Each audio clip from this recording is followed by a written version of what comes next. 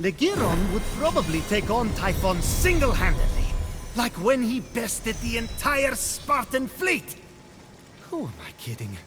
I'm in way over my head.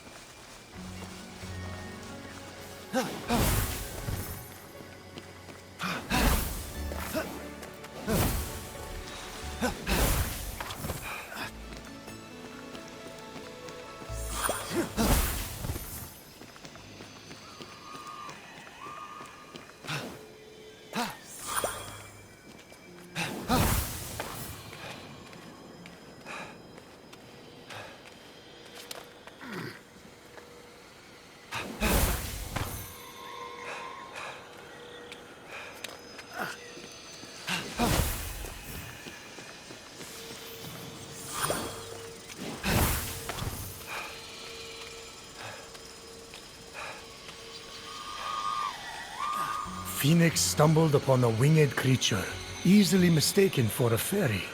However, its true identity would soon be revealed. So, what is it? Phoenix would need to free it to find out. Yeah, but you can tell me now. Can you please respect my narrative pacing?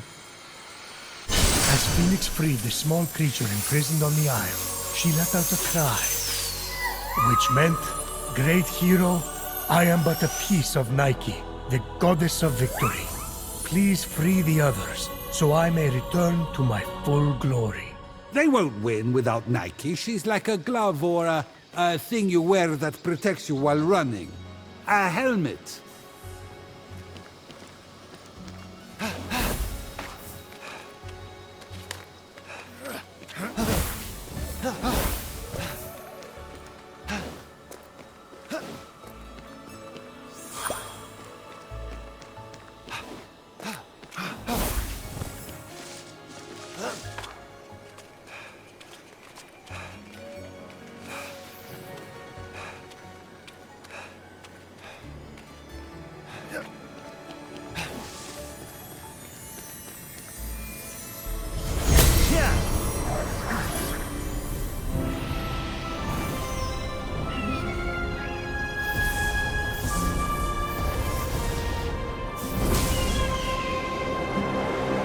What was that?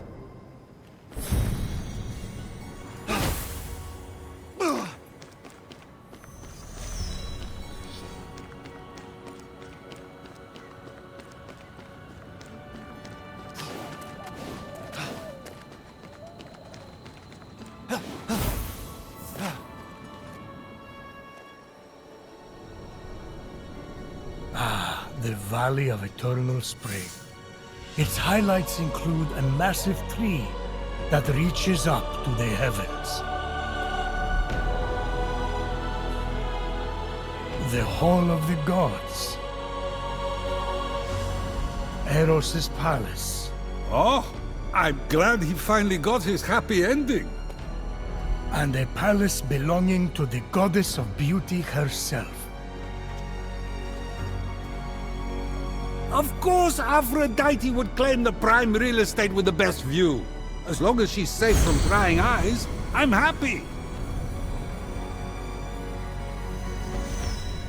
From such great heights, a fluttering of birds, feeding from the most beautiful apple tree, caught Phoenix's eye. Phoenix was about as high as I was when I thought marrying Aphrodite off to Hephaestus would stop the other gods from fighting over her. Yes, that view from Mount Olympus is something else. I haven't seen it in years. You're not getting that high again, so stop asking.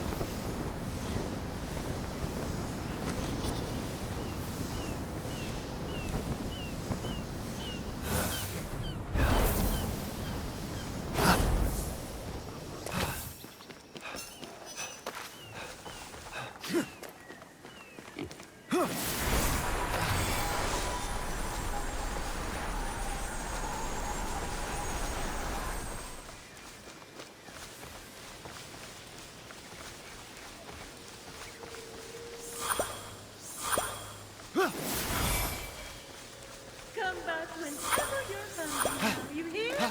And be sure to tell all your fellow creatures that I am here to serve them. Fresh apples available night and day. If I could move, I'd deliver. Same day guarantee.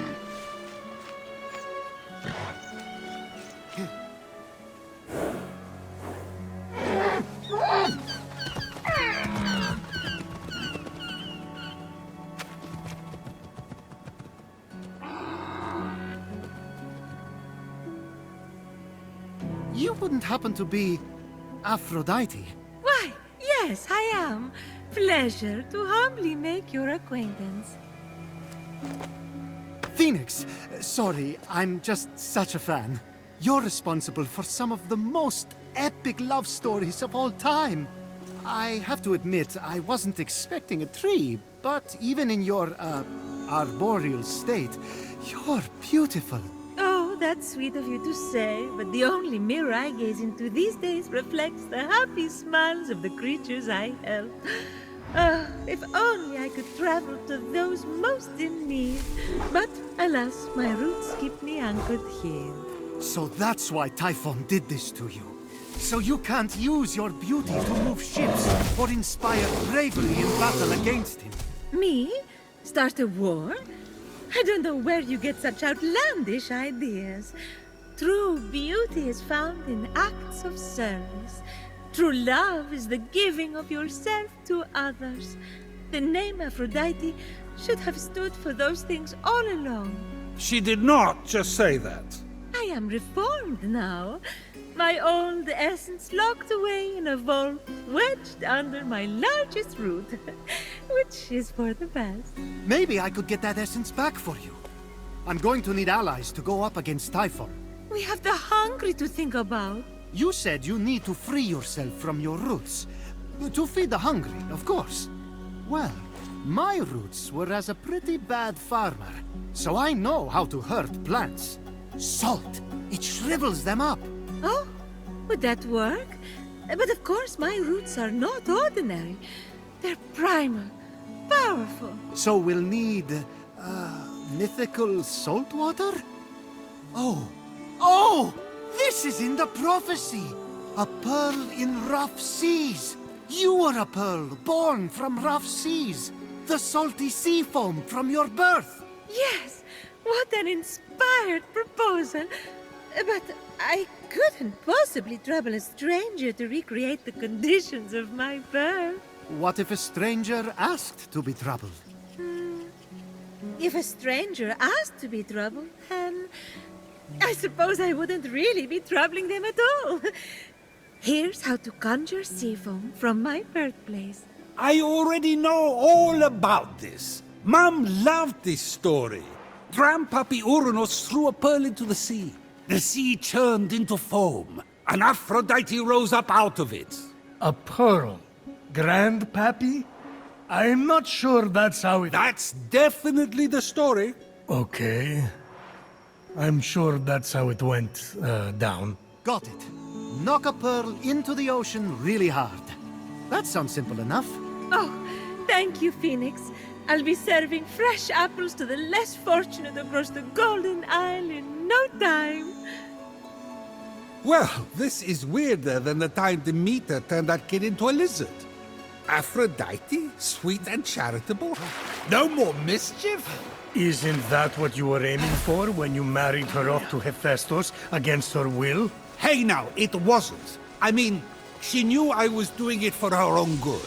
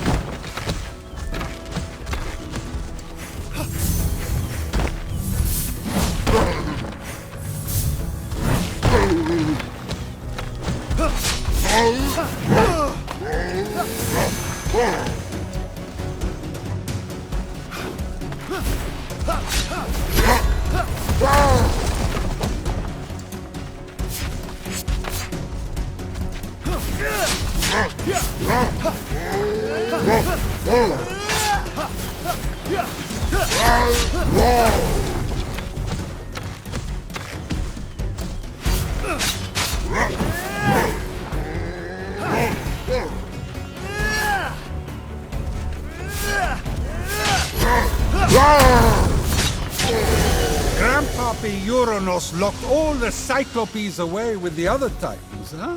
Yes. He was afraid they'd overthrow him. There was a prophecy. Bored. Grandpappy made the right call. Those things are an eyesore. Get it?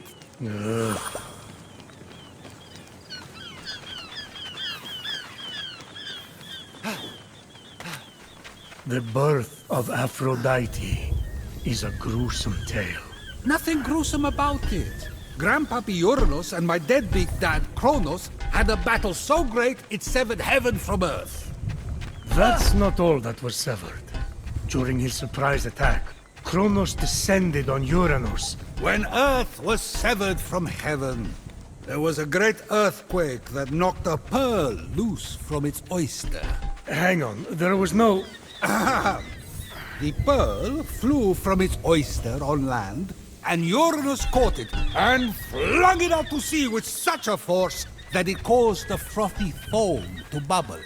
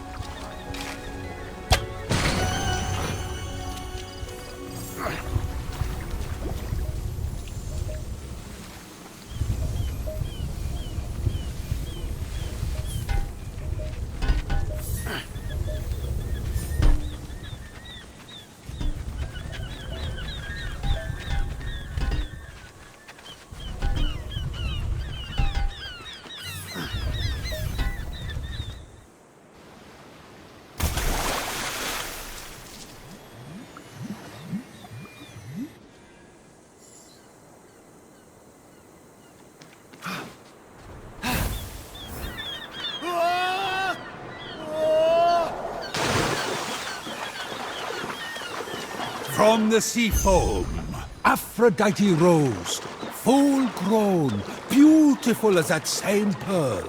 I can't take this anymore. Zeus, Gaia lied to you about how Aphrodite was born. Oh yeah? Then tell me how it really happened. And Kronos, they fought. You can't be serious. Fell into the sea. That's... Because Kronos cut off his... You're sick, Prometheus! Do not talk to me! With the sea foam secure, Phoenix resolved to return to Aphrodite with the key to her freedom and the vault. You've returned, you sweet creature. Do you have the sea foam? Right here. Oh, aren't you good? Please, take my blessing for all your hard work.